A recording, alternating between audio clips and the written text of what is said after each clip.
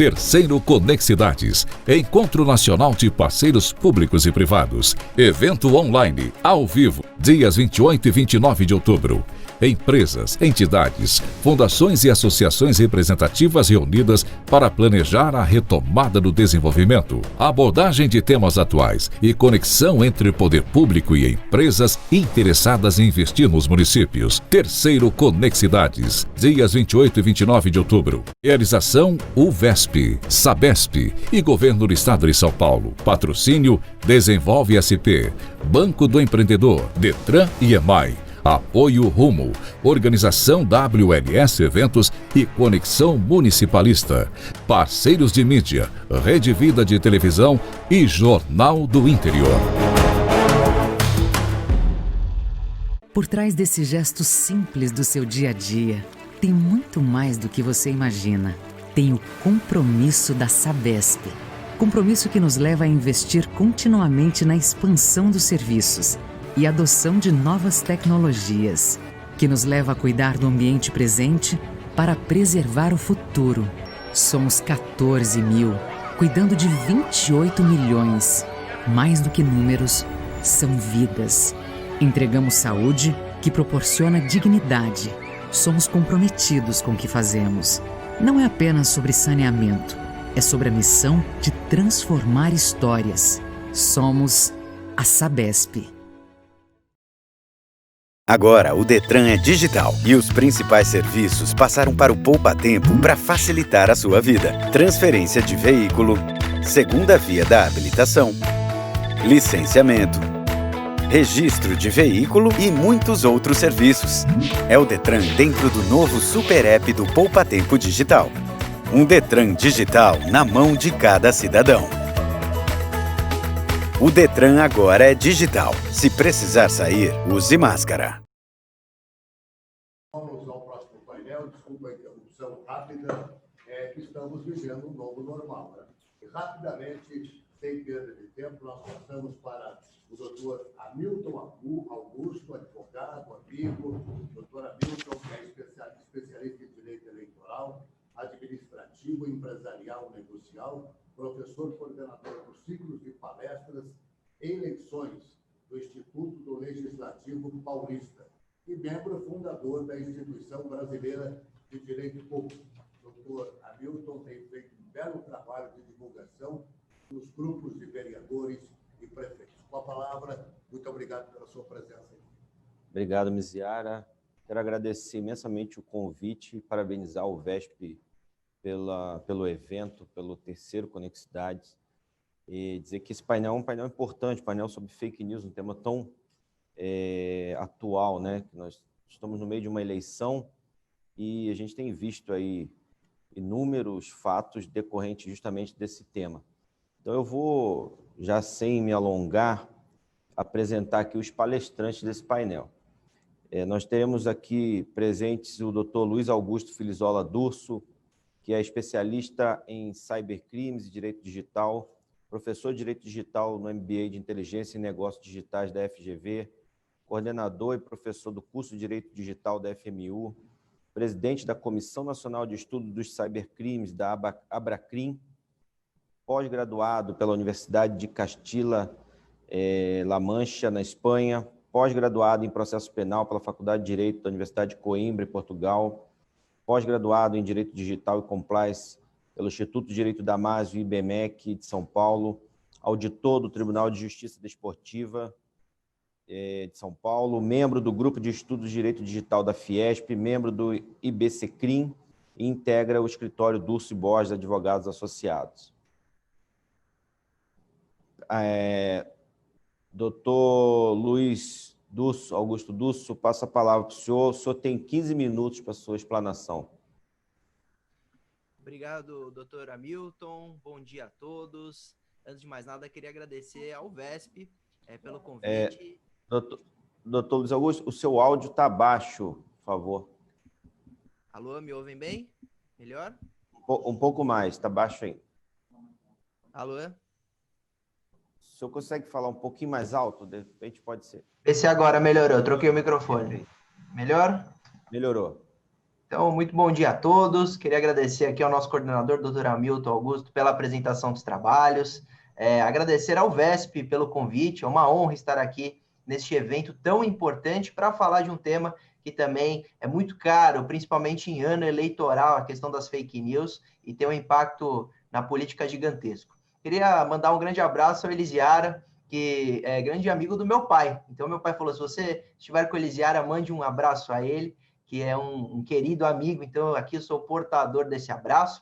Queria saudar o professor Irineu Barreto, que está neste painel comigo, e também o professor André Faustino, que falaremos sobre fake news. Bom, o tempo é curto, mas eu vou, de maneira protocolar, respeitar os 15 minutos concedidos a mim, para a gente explicar um pouquinho como é importante falar sobre as fake news. Porque as fake news, muita gente pode, no momento desse, numa reflexão, falar, poxa, não é aquela mentira que sempre existiu. Muita gente brinca que a mentira, às vezes, é mais velha do que a própria política. Então, as pessoas falam, o que mudou? Por que tem um nome diferente, a questão das fake news, qual a importância do tema? E a justificativa está exatamente em algumas explicações. A primeira delas é que a notícia hoje ela é acelerada, ela é muito mais rápida, ela viraliza na internet e atinge milhões de pessoas. E as redes sociais e a própria internet transformou as pessoas em uma fonte de informação. Então, aquele mentiroso, criminoso, que queria de alguma forma prejudicar um candidato ou alguém, antigamente ele poderia contar essa mentira na praça, no bar, na esquina. Isso tinha um impacto na vida da vítima muito pequeno.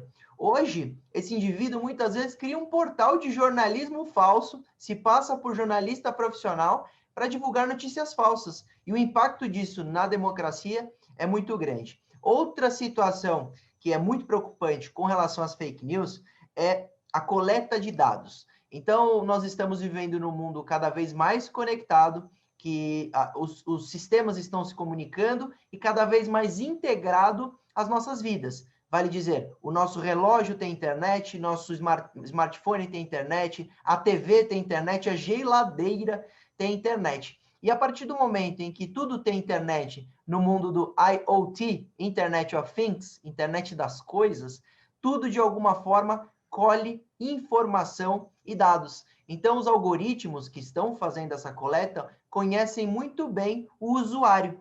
E a partir do momento que essas empresas e o próprio algoritmo conhecem muito bem aquele usuário, é mais fácil manipulá-lo. Por que é mais fácil? Porque nós temos uma das características das fake news, que é o viés de confirmação. Então, o indivíduo tem uma opinião pré-existente e vê uma notícia falsa que corrobora aquela opinião dele. Então, vamos supor que o indivíduo não gosta de um candidato, não gosta de alguém, e vê uma notícia falsa falando que esse indivíduo foi citado numa delação premiada ou foi condenado num processo crime. Às vezes, esse que vai receber essa notícia por ter essa opinião pré-estipulada sobre essa pessoa, ele se sentirá tão feliz de estar certo que ele vai compartilhar, muitas vezes, sem ler a notícia. Então, as fake news hoje, elas são criadas muitas vezes sob medida, acreditem. Pode ter um indivíduo com o celular sentado numa cadeira e o outro ao lado que vão receber notícias totalmente diferentes, criadas pela mesma pessoa, porque elas são criadas e feitas sob medidas a partir da coleta das informações e dos dados. E aí está a questão do viés de confirmação. Bom, a questão das fake news é um problema fora do Brasil, um problema mundial. Nós acompanhamos desde 2015, 2016, na eleição Hillary versus Trump, o problema das fake news, o impacto que isso tem, de fato, na hora do voto, nas eleições. Lá aponta-se que o Trump teve um ganho de eleitorado ali muito grande nas últimas eleições, e as fake news lá eram impulsionadas com $1 milhão por dia nas redes sociais. E adivinha para quem eram direcionadas? Para os indecisos e quem votaria na Hillary. Inclusive, esses eleitores da Hillary chegaram a receber uma notícia falsa falando que ela pagava e financiava uma pizzaria que aos fundos se abusava de crianças. E o indivíduo foi armado até essa pizzaria, fazer justiça com as próprias mãos, foi preso porque nada encontrou, fez todo um problema, gerou toda uma situação lá.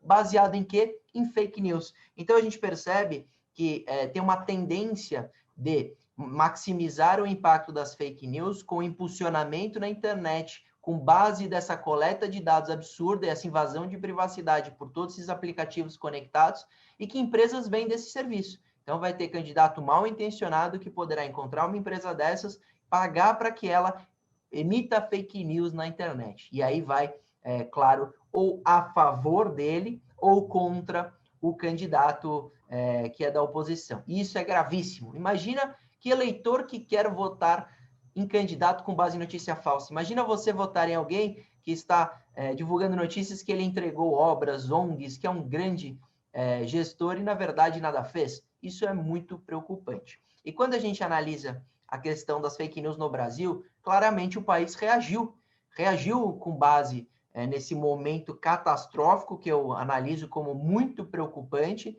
de muita notícia falsa na internet, e não só política, viu? Notícia falsa de empresa usando contra concorrente, notícia falsa do coronavírus, notícia falsa de quase tudo. E quais são as formas da gente melhorar esse cenário, levando em consideração o pouco tempo que tem? Algumas das formas são o legislativo, educação digital e as empresas de tecnologia. São os 3 pilares de combate às fake news. Eu falo que combater as fake news, e você que está assistindo e fala, poxa, mas esse negócio de fake news é perseguição ao governo, etc. Esquece um pouquinho o lado político. A minha opinião é apolítica, é jurídica, é uma situação de um problema gravíssimo no mundo. E eu falo que combater as fake news é como combater o coronavírus. Não adianta um indivíduo sozinho falar, agora chega, cansei do coronavírus, vou combatê-lo. Coloca a sua máscara, compra uma máquina VAP, aquela mangueira VAP, e sai lavando as ruas. Esse indivíduo não conseguirá combater de maneira eficiente o coronavírus. A mesma coisa acontece com as fake news. Não adianta eu ou um ciclo pequeno de pessoas nos reunirmos para combater as fake news achando que faremos a diferença. Não adianta. É um combate multifacetário, precisa da colaboração da população, do governo e das empresas de tecnologia. Então, a primeira coisa tem o legislativo reagindo com o projeto de lei, o mais famoso atualmente é o 2630, o projeto contra as fake news, e é um polêmico projeto de lei, muita gente falando que é a lei da mordaça, que vai ferir garantias e direitos constitucionais como a liberdade de expressão, e eu defendo a preservação do direito da liberdade de expressão e também que se aplique a lei da forma mais conservadora possível. Então, é possível apagar notícia falsa ou diminuir o seu alcance nas redes sociais? Claro que é, desde que essa notícia seja manifestamente ilegal, falando ali que alguém foi condenado num processo que não existe. Isso é falso, não tem como discutir se isso é ou não verídico. Diferente de uma opinião, diferente de uma tese, aqueles que pensam que a Terra é plana, isso é uma tese, isso não pode ser censurado. Deixa, e tem que deixar essas pessoas falarem. Diferente da notícia falsa, que tem o objetivo de corroer a democracia e manipular o eleitor. Então, eu defendo que a gente consiga lapidar esse projeto de lei para termos ali bons artigos finais aprovados, porque não adianta tratar o projeto de lei 2630 como coisa única, falando é a lei da mordaça, eu sou contra o projeto, porque nós temos esse cenário na internet preocupante, com a velocidade da informação e da mentira sendo mais viralizado do que as notícias verdadeiras, e nada pode ser feito, porque o enquadramento jurídico ou ele é fraco, como os crimes contra a honra, calúnia, difamação e injúria, ou nem existem. Então, se o indivíduo criar uma notícia falsa para se beneficiar, nem tem enquadramento jurídico, nem teria punição. Então, eu sou a favor da gente lapidar esse projeto, que não pode ser taxado como uma coisa única, ele tem vários artigos que poderiam ser debatidos, estão sendo, e melhorar no âmbito legislativo e nas leis. Outro impacto necessário são as medidas das empresas de tecnologia. Essas têm contato direto com o usuário. Então, por exemplo, o WhatsApp limitou o encaminhamento simultâneo de mensagem. Quando você clica lá para encaminhar, você consegue até 5. Se a notícia é muito viralizada, é 1 por vez. Então, você tem uma limitação de encaminhamento. Isso foi medida contra as fake news e, de fato, teve um impacto. Uma pesquisa apontou que 27% foi a diminuição em razão desse limite de compartilhamento. O Facebook também tomou uma atitude. A notícia que é manifestamente falsa, o Facebook coloca um filtro, afirma que aquela notícia é falsa e se o usuário quiser ver, ele ainda clica e pode ver. Então não tem censura, mas tem um aviso. também medida contra as fake news.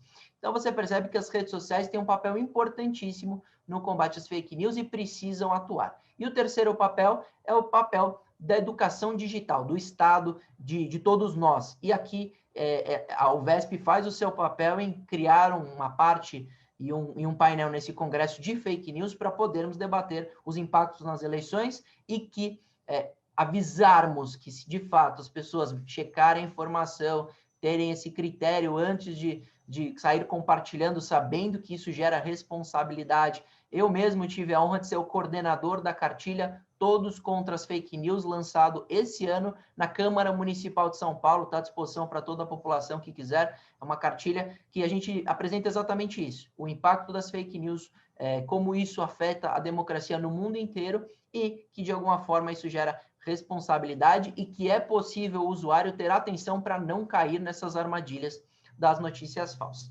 Eu acho que eu tenho mais 3 minutos, mas eu vou encerrar já trazendo exatamente essa fala curta. Infelizmente, o tempo é curto, mas para alertar vocês que o problema das fake news é muito maior do que aquela notícia antiga, em razão da velocidade da informação na internet, da coleta dos dados e os algoritmos, de fato, saber exatamente o que você pensa. Isso gera um conteúdo muito mais provocativo, feito sob medida para cada um. Então, a fake news ela vai ser selecionada para cada usuário que irá receber, e que isso não pode ser politizado. Então, todo mundo está vendo o debate das fake news, falando que isso seria perseguição contra qualquer governo, etc. Não se iludam. Saibam que todo candidato, todo partido, todo mundo, seja celebridade, seja anônimo, pode ser vítima de uma fake news. Então, você pode ter seu filho sendo vítima de uma notícia falsa na faculdade e o prejuízo é gigantesco. Por isso, precisamos reagir. Por isso, parabenizo ao UVESP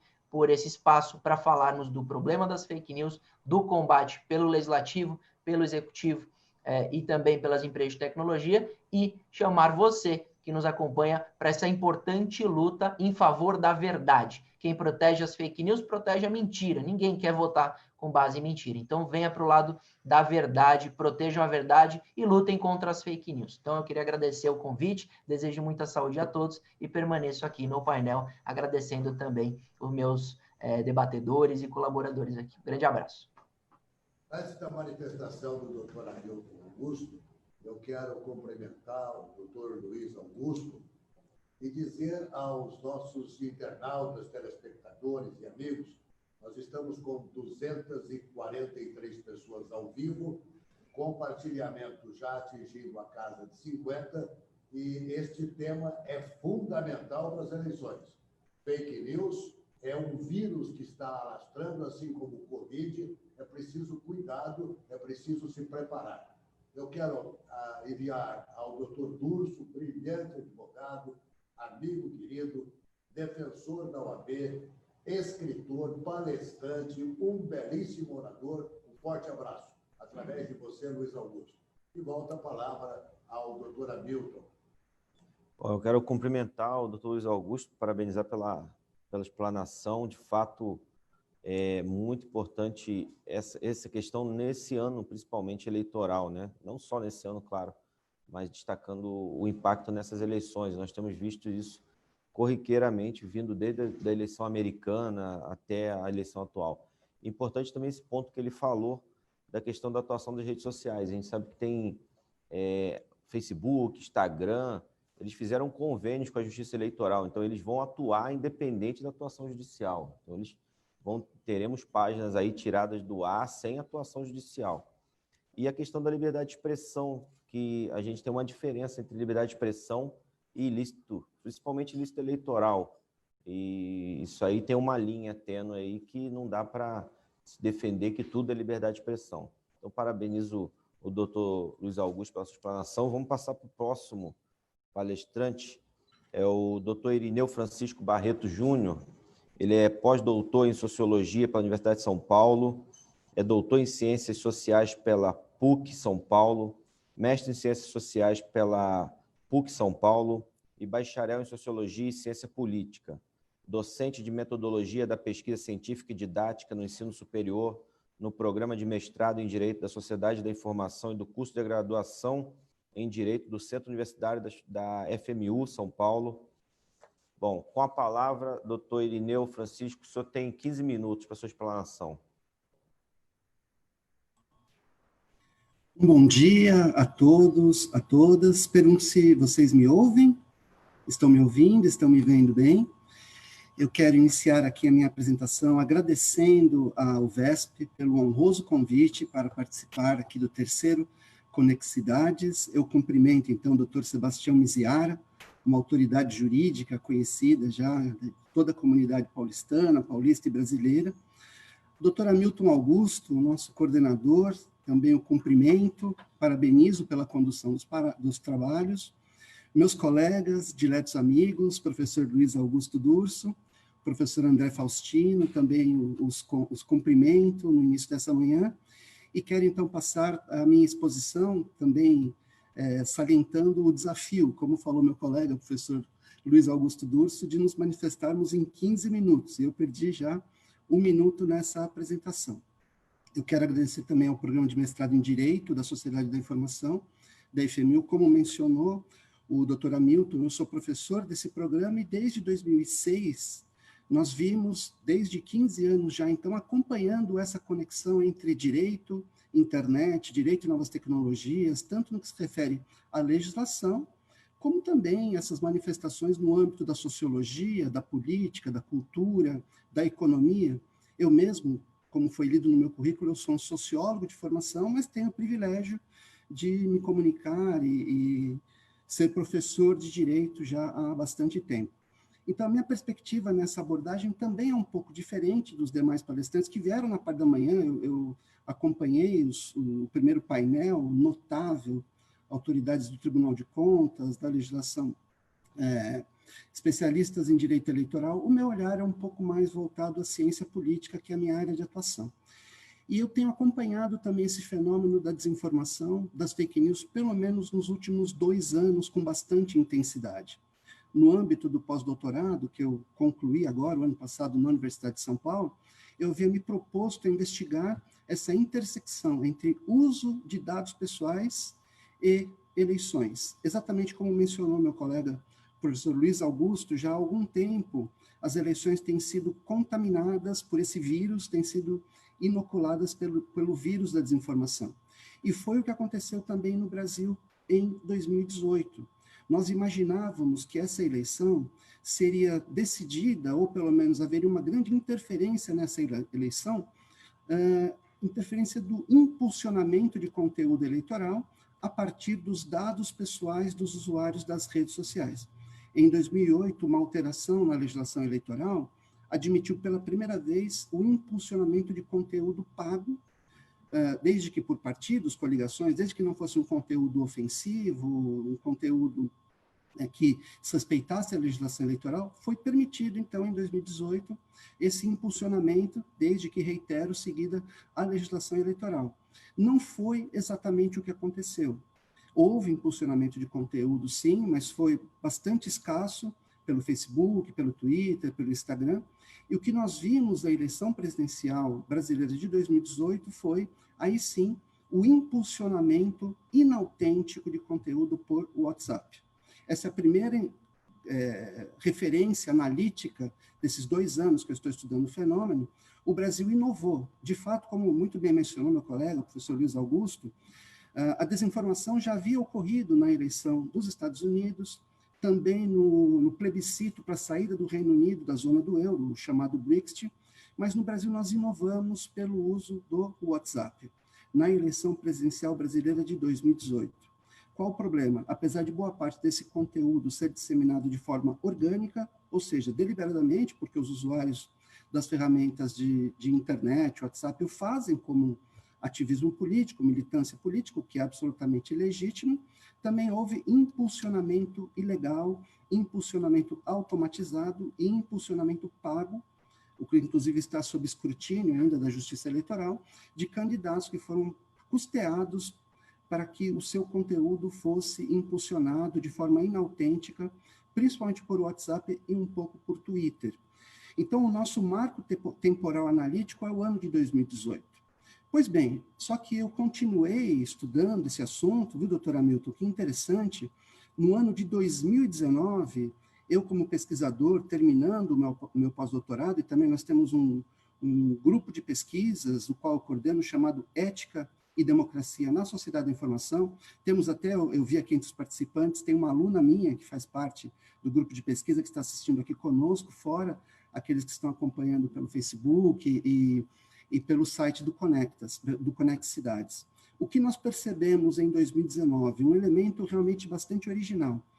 Aquela estratégia que surgiu como tática eleitoral de desinformação se transformou em guerra permanente, não só nos períodos eleitorais, mas também ao longo de 2019, houve impulsionamento de conteúdo por WhatsApp, principalmente, também por Twitter, mas muito mais por WhatsApp, de conteúdo inautêntico e, acresço, conteúdo de discurso do ódio e conteúdo voltado a desestabilizar alguns entes fundamentais da democracia brasileira, como o Supremo Tribunal Federal.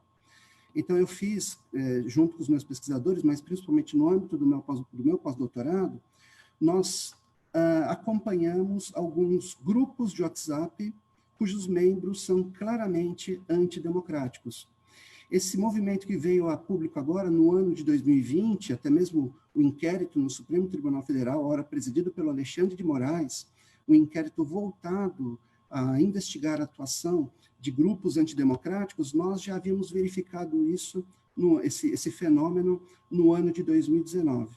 E nós publicamos os resultados desse estudo no livro, organizado pelo professor Diogo Reis, Fake News, a conexão entre desinformação e direito. Eu tive a honra de escrever um capítulo desse livro. Saúdo o nosso nobre colega, professor Paulo Hamilton, que fará parte do próximo painel e entrou aqui na sala conosco. Professor Paulo Hamilton, se o senhor me ouve, receba meus cumprimentos, receba meus abraços. Estou aqui com professor Luiz Augusto, professor André, talvez que tenham sido alguns deles seus alunos, eu que fui seu colega de docência por tantos anos. Saúdo o colega professor Paulo Hamilton e ficarei para assistir a sua participação no próximo painel. Mas, como eu estava dizendo, conseguimos publicar no livro, então isso está registrado nesse livro, não é fazer marketing do fake news, a conexão entre desinformação e direito, do professor Diogo Reis, com um prefácio da ministra Rosa Weber, no qual nós já apresentamos os resultados dessa pesquisa. Nós analisamos mais de 5.000 mensagens postadas em grupos de WhatsApp, então coletamos evidências muito sólidas que esses grupos antidemocráticos já agiam. Claro que o meu olhar, eu reitero, não sou um jurista, não sou um especialista em direito eleitoral, eu sou um cientista político, e como cientista político eu concordo, subscrevo o que falou meu colega, o professor Luiz Augusto.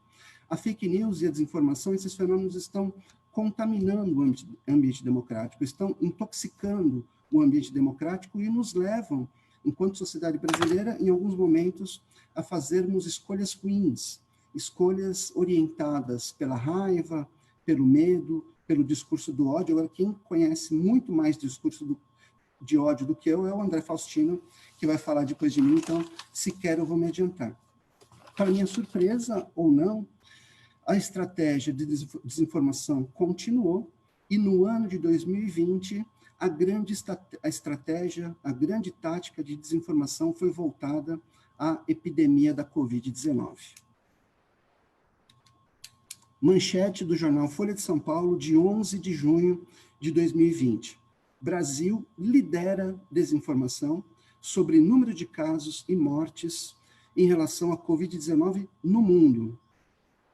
Brasil lidera, em escala global, a disseminação de desinformação e fake news sobre número de mortes e casos de Covid-19.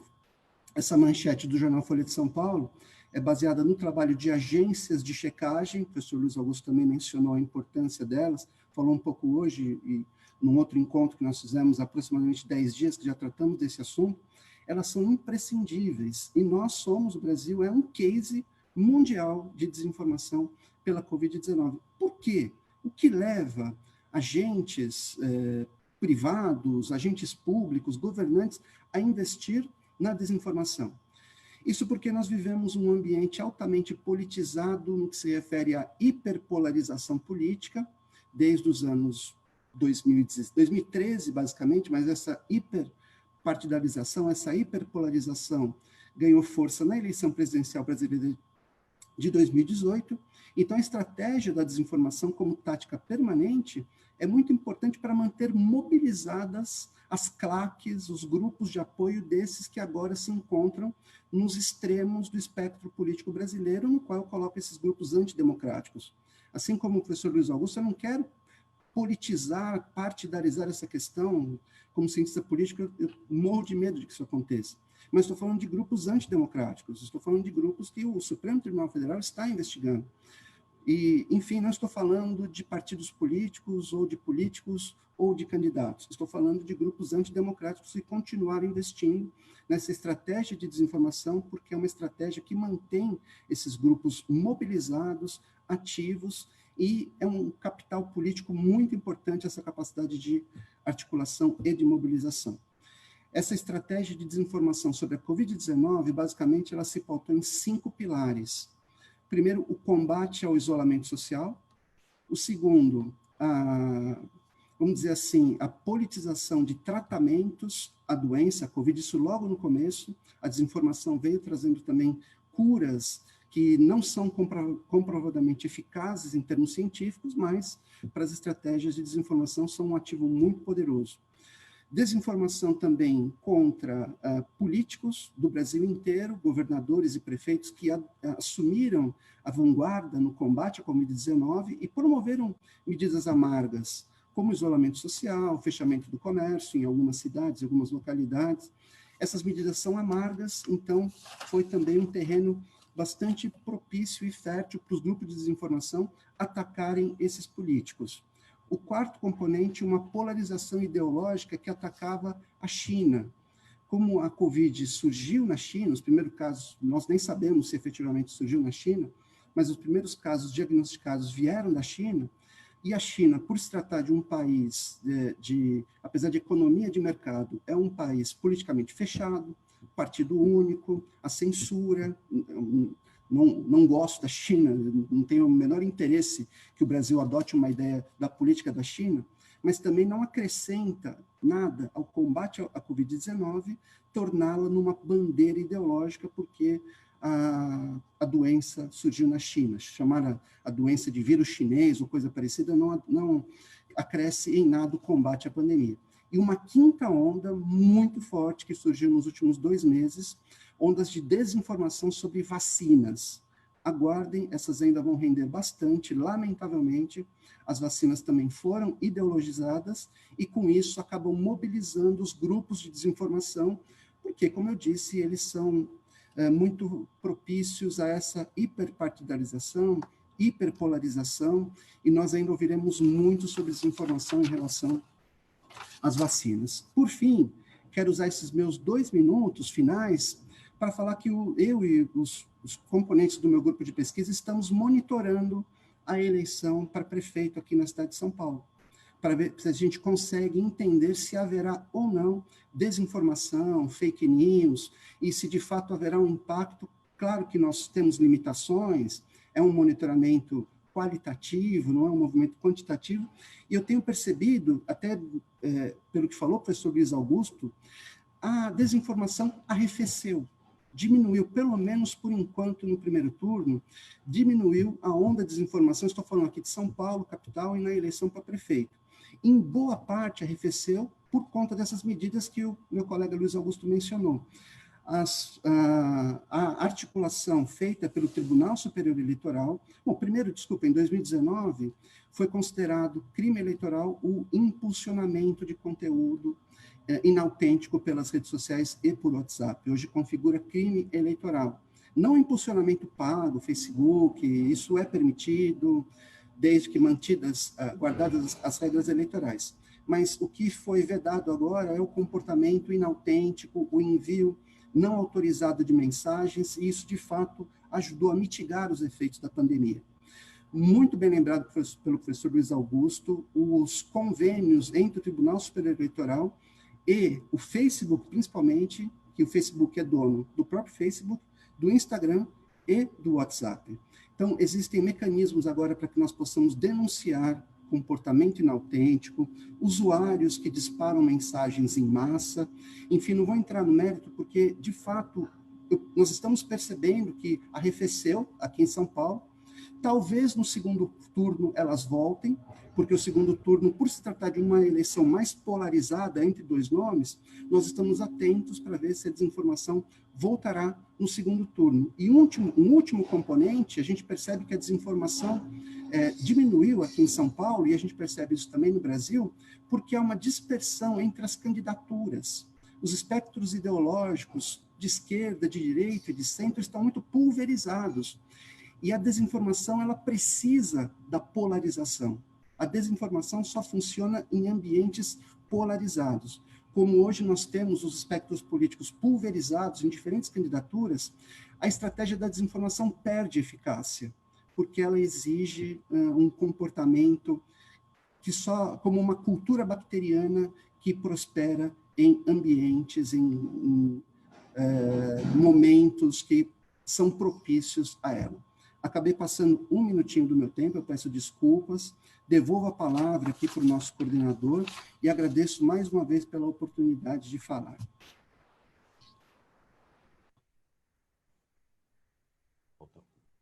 Agradeço o doutor Irineu pela sua explanação. De fato, a gente tem visto aí um cenário que ainda está tranquilo, né? A gente espera que continue assim. O tribunal, principalmente o TRE de São Paulo, ele fez alguns eventos antes, destacando a importância da fiscalização e que seria implacável no combate à fake news, entre outros ilícitos eleitorais, a fake news. Então, acho que isso também inibiu um pouco. Nós ainda é cedo, talvez, para a gente falar, porque nós estamos nas fases de julgamentos ainda de registro de candidaturas, mas espero que, de fato, isso não tome o vulto que a gente imaginou que fosse tomar. Agora, passo a palavra para o doutor... Vou apresentar o doutor André Faustino.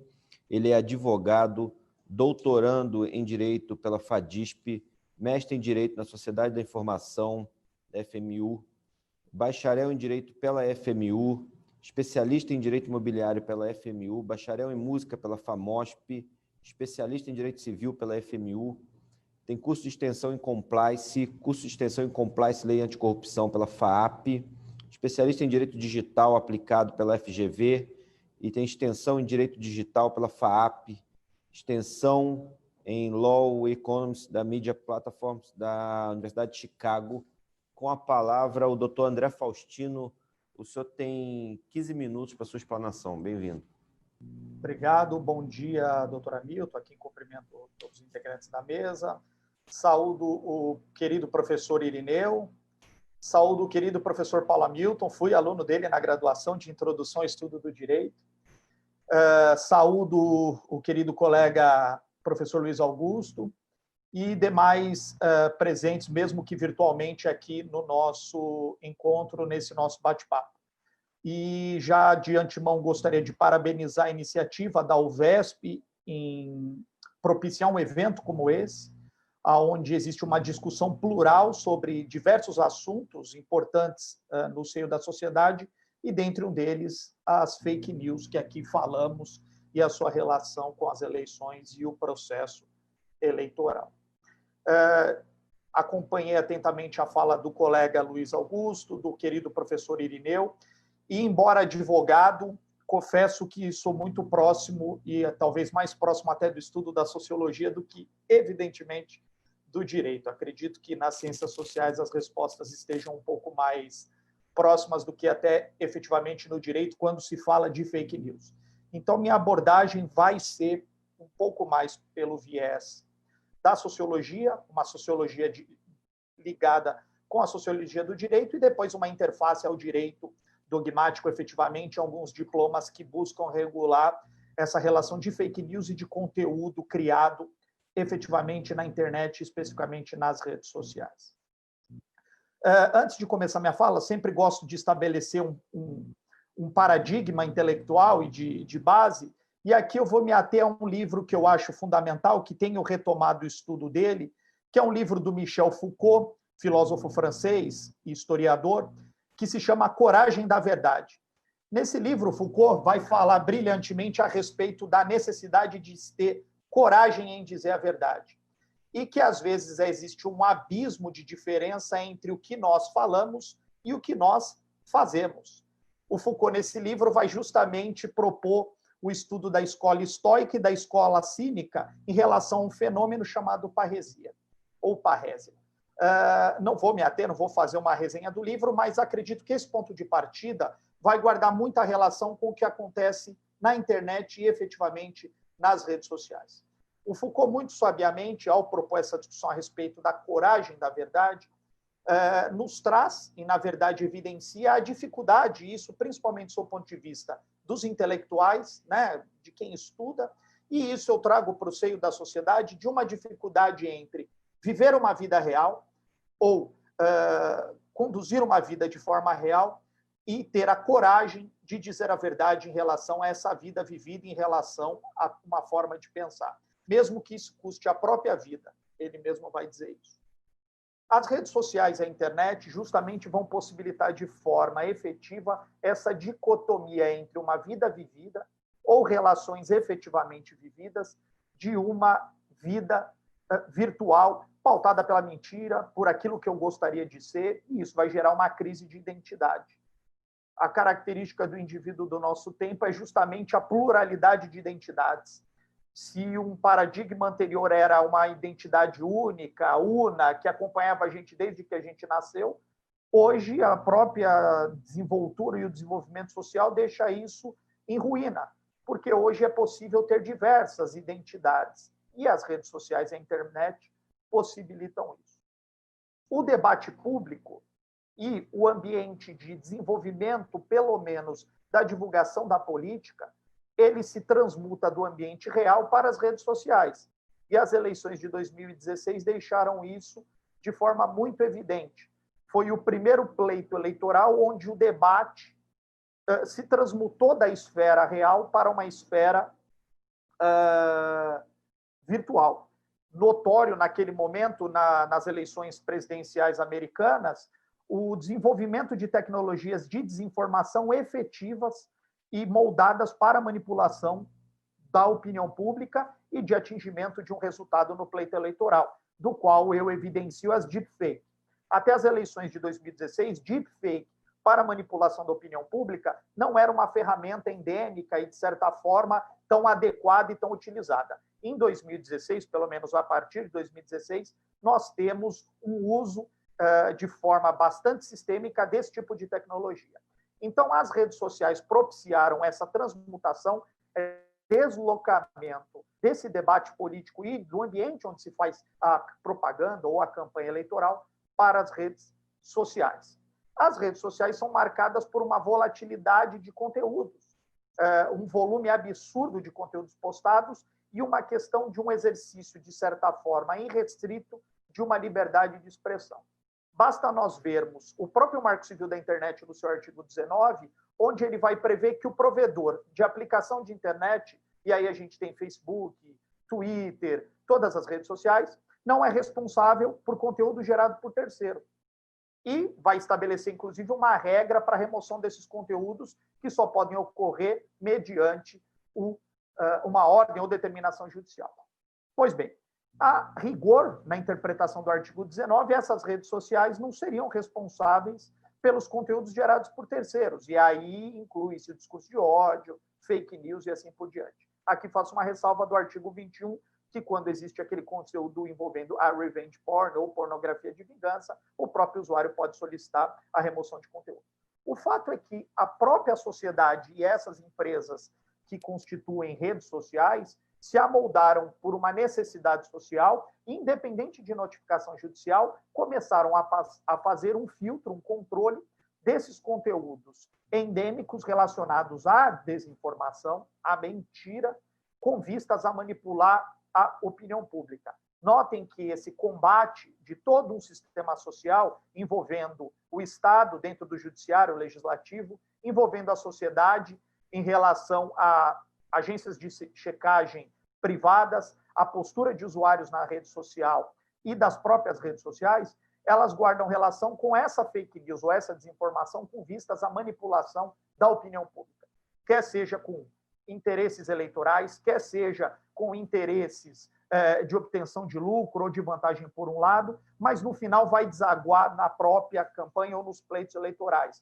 Não tenho dúvida que a manipulação, ou pelo menos deformidade e interpretação desses fenômenos da Covid vão desaguar em 2022 no embate político. Eu acredito que isso vai ser o final do que a gente tem, na verdade, é um prelúdio, é um terreno que vai transcorrer até nós termos o deságue disso em 2022.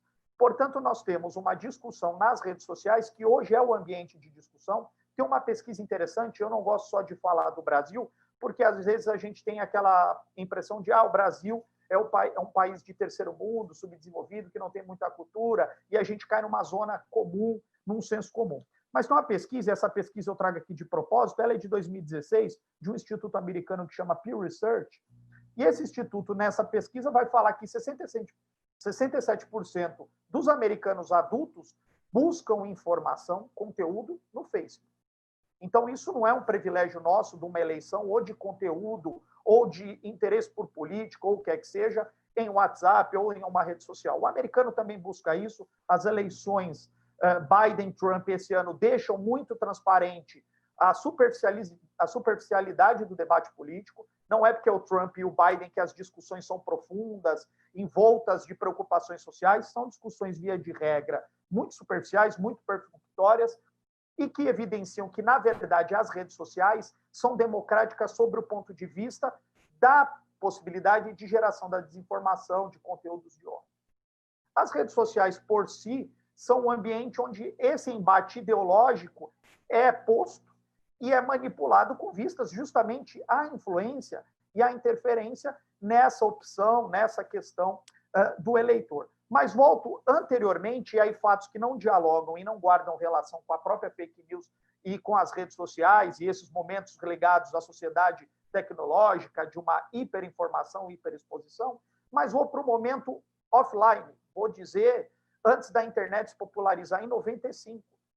Nós temos o próprio debate político nas eleições presidenciais do Bush pai, em 91, na verdade, não nas eleições de 91, mas em 91, nós já temos um embate a respeito de mentiras, principalmente quando Bush, isso tem num livro muito interessante que chama Identidade Cultural na Pós-Modernidade, que ele cita um exemplo, quando Bush apresenta um candidato para a Suprema Corte, a ministro da Suprema Corte, ele era negro e uma posição conservadora, e isso causou um furor dentro da sociedade americana, porque existia uma discussão de ideologias em relação à própria figura desse ministro, por diversos espectros. Quem era conservador apoiava ele, ele tinha um apelo da comunidade negra por ser negro e ser um candidato, né, um indicado do presidente da República à Suprema Corte Americana, e naquele momento já se tinha uma série de mentiras, tanto que surgiu na época um escândalo a respeito dessa indicação, dele envolvendo num episódio de assédio sexual a uma funcionária, e isso foi utilizado, inclusive, para desconstruir a própria imagem dele,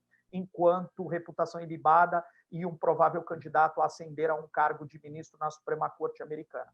Portanto, era mundo offline, não era rede social, e o amoldamento da opinião pública foi usado de forma endêmica.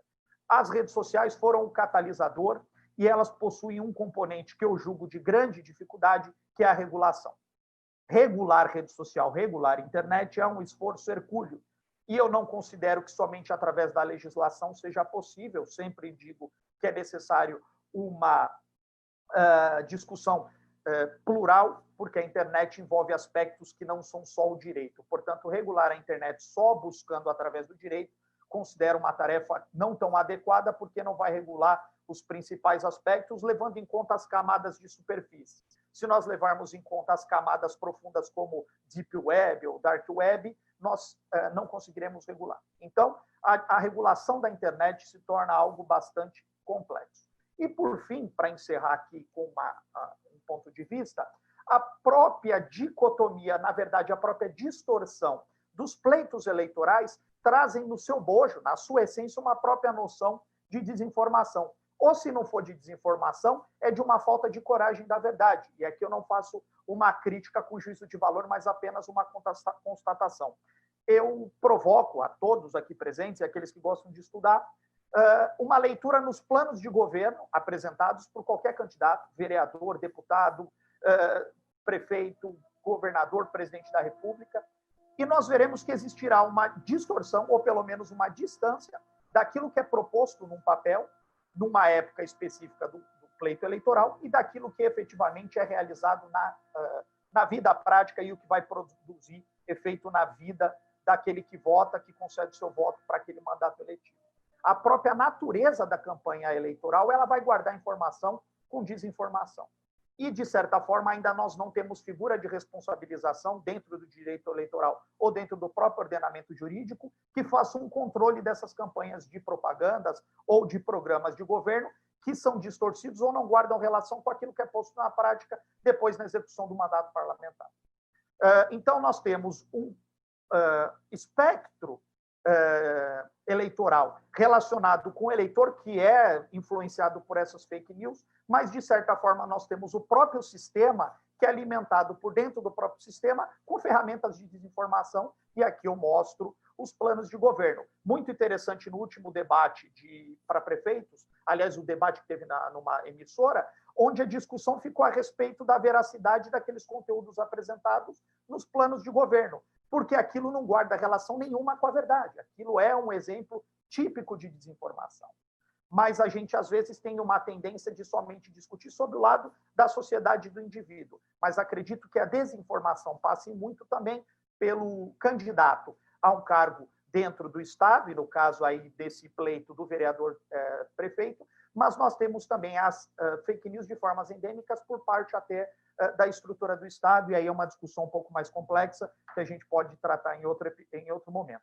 Em linhas gerais, essa é a minha fala, é o que eu gostaria de apresentar aqui. Digo que tem um livro publicado onde eu falo especificamente sobre fake news, liberdade de expressão nas redes sociais, traço um paralelo sociológico e o momento onde ocorrem ou existem essas fake news que a gente vive da pós-modernidade e a relação justamente dela com o direito fundamental da liberdade de expressão e as redes sociais como pano de fundo, um catalisador para que esses excessos ou essa distorção no exercício da liberdade de expressão ocorra.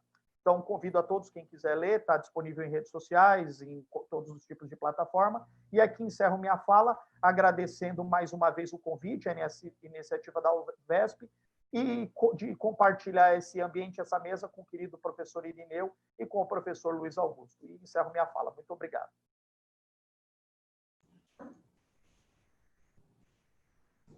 Agradeço a explanação do doutor André Faustino e agora a gente já aqui no encerramento, eu vou devolver a palavra aos palestrantes para as suas considerações finais, destacando mais uma vez a importância desse painel para a democracia como um todo, porque o princípio basilar do direito eleitoral, das eleições, da democracia, é a liberdade do voto, a liberdade de escolha, a lisura, a moralidade das eleições, e tudo que desvirtua, você está ofendendo diretamente a democracia. Então, acho que é um dos painéis mais importantes que a gente tem nessa discussão do momento que a gente vive. Quero devolver aqui a palavra ao doutor Luiz Augusto para suas considerações finais. Obrigado, queria parabenizar aos queridos amigos, o Irineu e o André Faustino, pelas falas. É sempre gostoso acompanhar colegas tão nobres falando de temas que gostamos tanto, e gostamos porque sabemos da importância do debate em relação à temática, e que, de alguma forma, se nós continuarmos a debater sobre esse tema, teremos um impacto a diminuir. Muita gente me pergunta, é possível acabar com as fake news na internet? E a resposta é, infelizmente, ainda não. A gente não vai conseguir diminuir acabar com as fake news, mas nós podemos diminuir o impacto e o alcance. O doutor André bem lembrou, e foi muito interessante acompanhar esse debate, que toda a justificativa era, não, o outro candidato está falando uma fake news, procurem no Google. E é interessante acontecer isso no debate, a demonstrar que a arma do eleitor é exatamente a informação. A melhor maneira de se combater as fake news é exatamente com a cautela, com a desconfiança e com a informação. E nós temos a própria internet, que é a vacina para as fake news? Você ter a informação em suas mãos. Então, muita gente fala, não, a maior disseminadora de fake news é a própria imprensa, etc. Isso é um grande absurdo, porque com essa oportunidade de acesso à informação, seja na imprensa da TV ou a digital, você pode ter acesso a todos os conteúdos, de todas as linhas editoriais e de todas as opiniões, podendo você, eleitor, ao final, ter certeza da informação que mais se aproxima da verdade ou que de fato é verdadeira. Então, foi interessante o doutor André lembrar disso, que o próprio candidato está dando a orientação, falando, procurem no Google. E é isso que a gente tem que fazer, procurar nos portais, ou muitas vezes enviar aos portais de checagem para que faça esse trabalho de análise e entregue o resultado para a gente poder, de fato, de maneira criteriosa, saber no que acreditar, que é uma grande missão atualmente. Eu até encerro com um relato engraçado que aconteceu na minha vida. Teve uma época que nós estávamos com um problema de dengue aqui em São Paulo, uma crise de dengue, e eu vi num portal de sátira, que é o Sensacionalista, que tem fama de fazer piadas engraçadas, que o prefeito iria entregar aquelas raquetinhas de dar choque em pernilongo, matar pernilongo. E aquilo era uma sátira declarada. Eu peguei essa notícia, pus no meu Facebook como sátira, e muita gente comentou, muito indignada. Eu não acredito que o nosso prefeito vai agir assim, acreditando na sátira. Imagina na notícia falsa. Imagina na notícia falsa que foi criada por alguém que tem a intenção de enganar, que sabe o que você faz nas redes sociais e, principalmente, que tem muito dinheiro envolvido. Então, tem até um grande professor que sempre fala que devemos parar de perseguir as folhas e começar a ir atrás das raízes. Porque para você ter uma hashtag impulsionada com milhões de compartilhamentos e robôs atuando nesse sistema, isso custa caro. E alguém está pagando. Nós precisamos descobrir quem está pagando, porque esses que estão pagando e financiando isso estão atacando diretamente a verdade e a democracia. Então, eu encerro essa minha consideração final, agradecendo novamente o convite, dizendo que foi uma honra estar neste evento, estar ouvindo novamente, porque eu estive com o Irineu e com o André Faustino há 10 dias num outro evento de fake news, então é sempre gostoso ouvi-los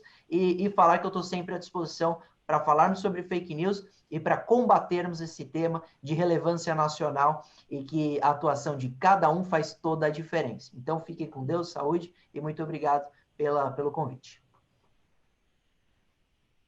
Obrigado, doutor Luiz Augusto.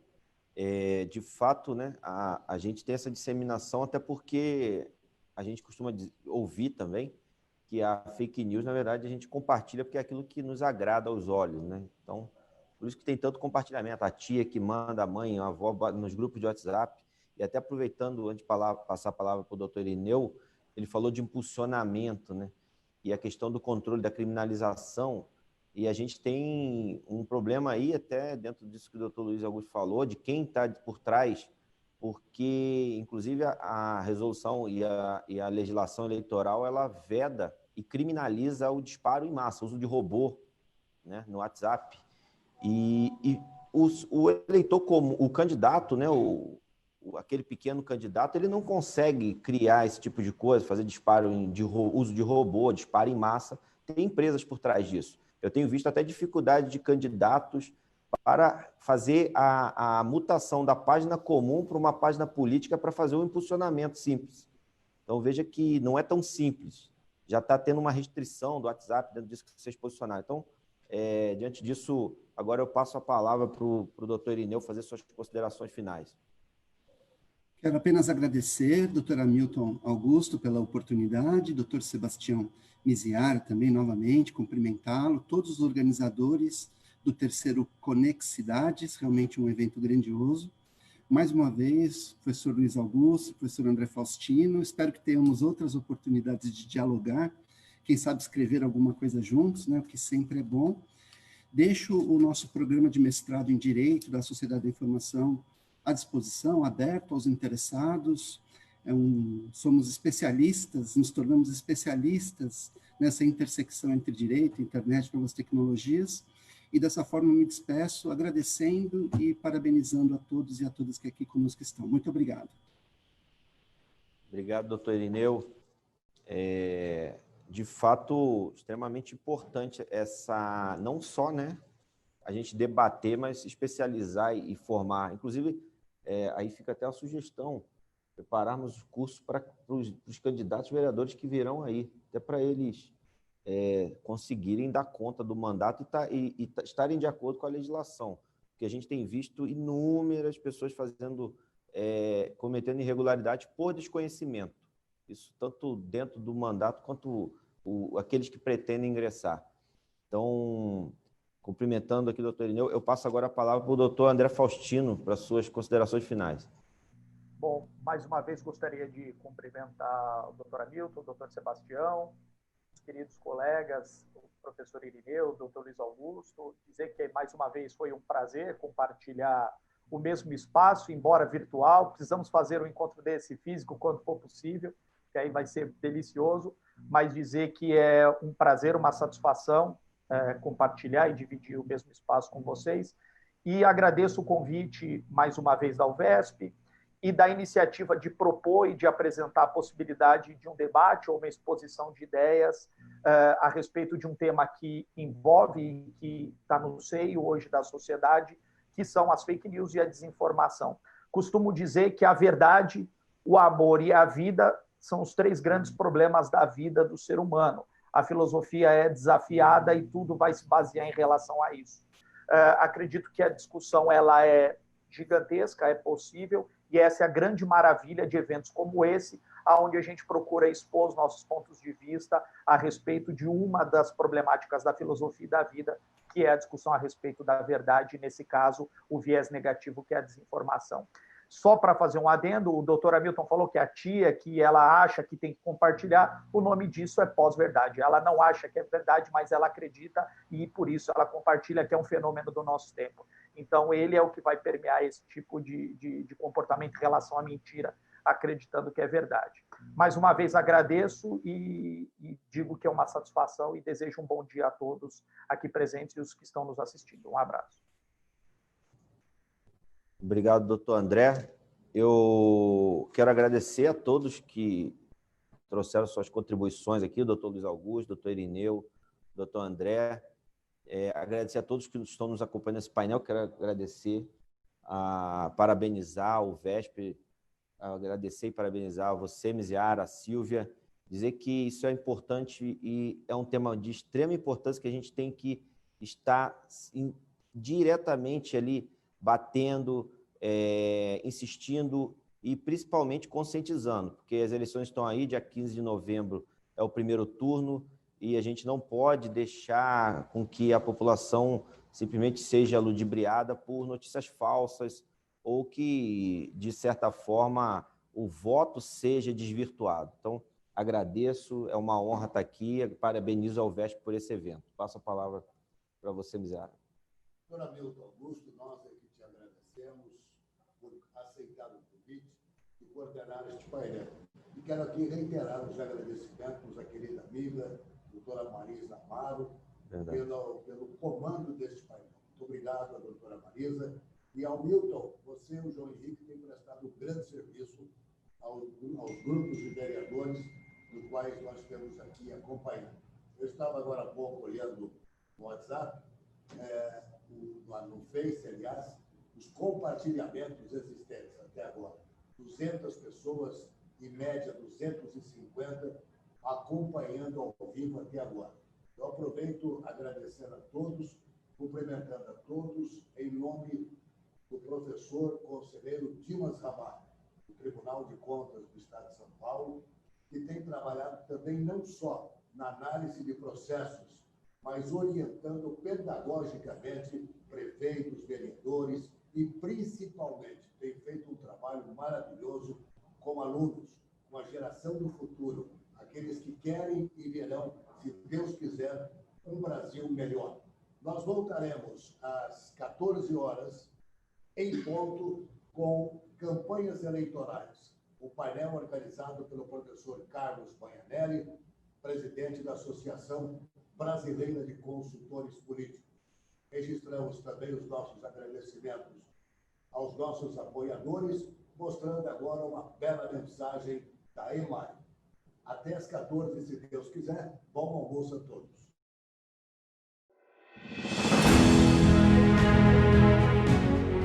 Entre as pessoas e seus sonhos, projetos e realizações, há sempre um elemento de interligação vital: a energia. E produzir energia é a missão da EMAI.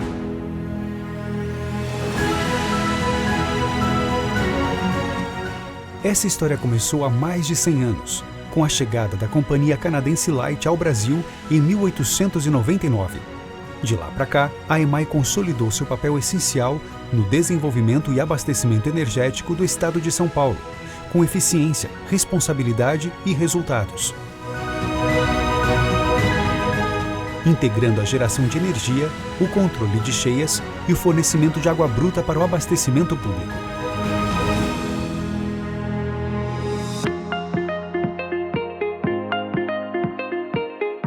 Hoje, a EMAI atua na região metropolitana de São Paulo, Baixada Santista e Rio Tietê, operando usinas de geração de energia e elevatórias, barragens e outras estruturas. Responde também pelas operações do Canal Pinheiros e dos reservatórios Billings e Guarapiranga, os maiores reservatórios metropolitanos do Brasil. A preservação do meio ambiente é um dos principais compromissos da EMAI e é parte inseparável do planejamento de seus empreendimentos, obras e serviços, através de múltiplas soluções inovadoras que reduzem o impacto ambiental. Concilia a geração de energia e o uso consciente da água, com investimento em tecnologias limpas, pesquisa de fontes de energia alternativa e projetos de modernização das suas instalações. A EMAI também investe na busca de soluções que contribuam para a melhoria da qualidade de vida das pessoas nas regiões onde atua. O desenvolvimento sustentável está no coração da EMAI e o relacionamento próximo com as comunidades onde está inserida é resultado dessa forma de pensar e fazer.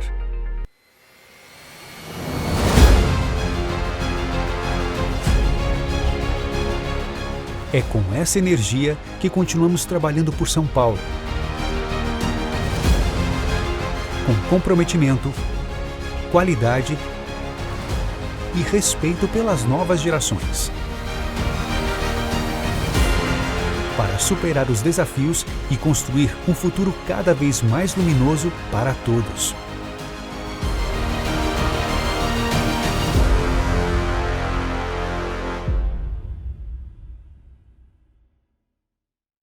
Conexidades, Encontro Nacional de Parceiros Públicos e Privados. Evento online, ao vivo, dias 28 e 29 de outubro. Empresas, entidades, fundações e associações representativas reunidas para planejar a retomada do desenvolvimento, abordagem de temas atuais e conexão entre poder público e empresas interessadas em investir nos municípios. Terceiro Conexidades, dias 28 e 29 de outubro. Realização UVESP, Sabesp e Governo do Estado de São Paulo. Patrocínio Desenvolve SP, Banco do Empreendedor, Detran e EMAI. Apoio Rumo, Organização WLS Eventos e Conexão Municipalista. Parceiros de mídia, Rede Vida de Televisão e Jornal do Interior.